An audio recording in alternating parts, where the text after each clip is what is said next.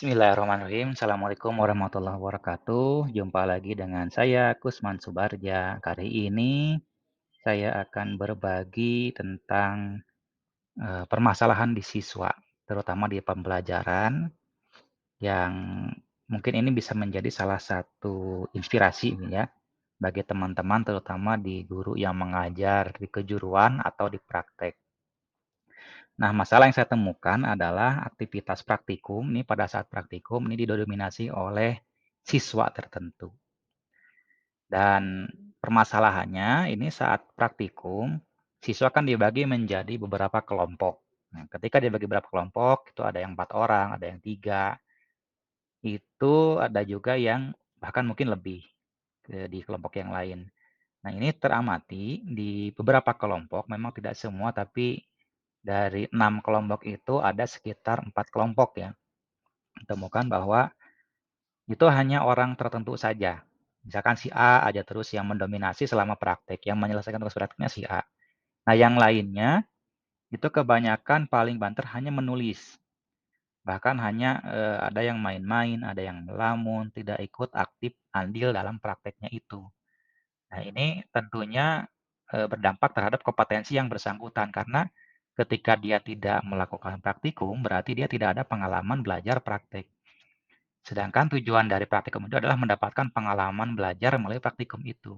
Nah, dia tidak melakukannya gitu, karena ya tugasnya sudah diwakili oleh temannya gitu, persepsinya dia. Padahal harusnya dilakukannya secara kerjasama tim. Jadi selain membangun skill juga soft skill-nya terbangun gitu. Nah, ini saya coba amati, saya coba lihat, saya coba tanya-tanya ke beberapa siswa juga melalui cara yang tidak formal sambil ngobrol, itu ditemukan beberapa akar permasalahannya. Nah, yang pertama, praktikumnya belum menjadi kebutuhan bagi siswanya, tetapi ya gugur tugas kewajiban saja. Jadi, saya nggak butuh-butuh amat praktikum gitu, yang penting saya ikut praktek, hadir di kelas, laporan saya selesai gitu. Nah, tidak menjadi kebutuhan. Jadi bahwa saya tidak butuh praktek, saya belum butuh praktek. Itu yang menjadi persepsinya. Kemudian evaluasinya juga selama praktek itu hanya portofolio laporan. Nah, karena hanya portofolio laporan ya jadi ketika sudah selesai praktek, membuat laporan dikumpulkan selesai. Nah, ketika membuat laporannya, karena muatnya kelompok, ini yang lainnya itu hanya menunggu, menunggu umpan dari temannya yang selesai kemudian dicontek, sudah jadi laporan. Selesai, dapat evaluasinya.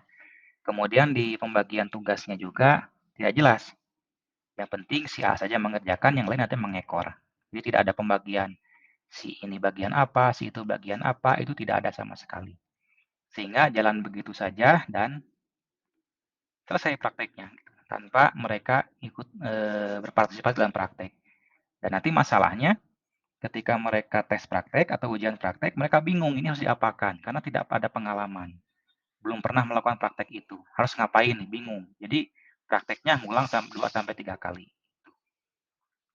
Nah, dari sini itu di alternatif solusinya yang pertama, saya mencoba melakukan kuis di setiap akhir praktikum. Jadi nanti saya menyiapkan beberapa soal menanyakan terkait pengalaman di praktikum, yang bisa dijawab dengan pengalaman praktikum gitu di kuisnya itu. Dan kuisnya ini random, ditanyakan ke beberapa orang yang saya tunjuk secara acak di akhir sesi. Jadi sesinya jam prakteknya kan 6 jam, saya coba kurangi sekitar 1 jam ya disisakan untuk evaluasi gitu, 1 jam pelajaran. Nah, caranya random gitu, ditunjuk ke si A, ke si B, ke kelompok manapun, ditunjuk random untuk menjawab pertanyaan. Sehingga nanti ketika sudah menjawab pertanyaan, setelah jawab pertanyaan nanti mereka akan terpacu untuk berpikir. Sehingga karena terpacu untuk berpikir, jadi dia memaksa harus harus memahami proses praktikum. Dan intinya awalnya dipaksa oleh sistem, dipaksa oleh kondisi, dia harus memahami proses praktikumnya. Dan secara tidak langsung, karena harus memahami proses praktikum, berarti dia harus terlibat aktif dalam praktikumnya. Sehingga siswa yang tadinya pasif pun harus ikut andil. Nah, ini tidak hanya selalu kuis, kadang diganti dengan paparan. Ini selang-seling, kadang paparan, kadang kuis, kadang paparan, kadang kuis. Nah, saat paparan, ini hasil praktikum disampaikan secara acak. Maksudnya acak itu Jadi saya memanggil kelompoknya secara acak. Jadi ada kelompok 1, 2, 3, 4, 5, 6. Saya undi, saya panggil secara acak. Jadi setiap kelompok berpotensi untuk tampil ke depan. Sehingga karena tidak tahu yang mana yang akan tampil, maka setiap kelompok harus siap. Dan yang menjadi penyajinya, yang menjadi penjawab pertanyaannya karena sudah dibagi tugas dan kewajiban, itu maka semua harus siap. Gitu. Kemudian diberikan juga insight dari praktikum untuk meningkatkan motivasi bahwa setelah kamu mengikuti praktikum ini, maka kamu akan mampu menghasilkan sesuatu dari situ. Menghasilkan uang lah katakanlah begitu. Menghasilkan pendapatan, penghasilan. Sehingga mereka tertarik karena itu bermanfaat bagi kehidupan mereka. Dan ada juga manajemen tugas kelompok ya, yang tadi dibagi tugas 1, 2, 3, si A, si B-nya, siapa saja yang bertugas begitu. Nah, itu alternatif solusinya sudah dilaksanakan. Nah, ini dari hasil pemecahan masalahnya. Nah, sebagaimana disampaikan tadi bahwa ketika adanya kuis dan paparan praktek, setiap anggota kelompok itu didorong, dipaksa gitu ya, oleh sistem, oleh keadaan, dia harus paham simulasi yang dilakukan, harus paham apa yang dipraktekkan, alurnya bagaimana, apa yang terjadi kalau dibeginikan, apa yang terjadi kalau digitukan.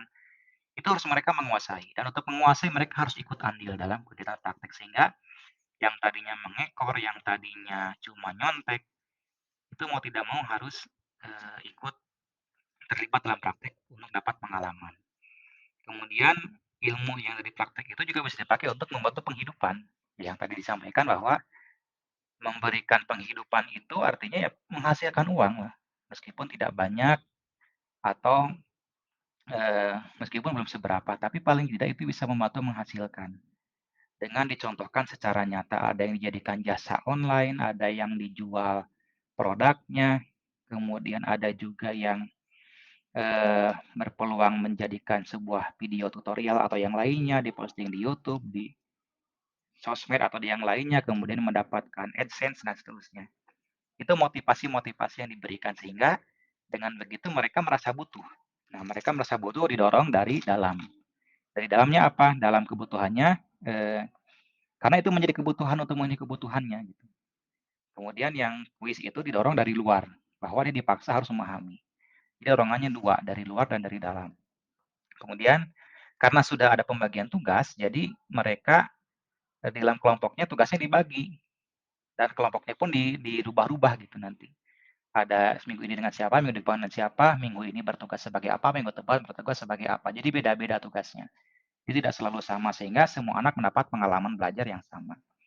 Nah, seiring dan waktu memang pas awal-awal itu tidak tidak langsung bagus ya hasilnya, masih ada yang perlu didorong, perlu diarahkan dan lain-lain. Tapi kurang lebih di minggu ketiga itu sudah mulai stabil, sudah mulai stabilnya, dominasinya sudah hilang, bahkan bisa saya katakan hilang karena semua anggota kelompok harus aktif di situ. Dan mungkin itu yang bisa saya sampaikan untuk saat ini.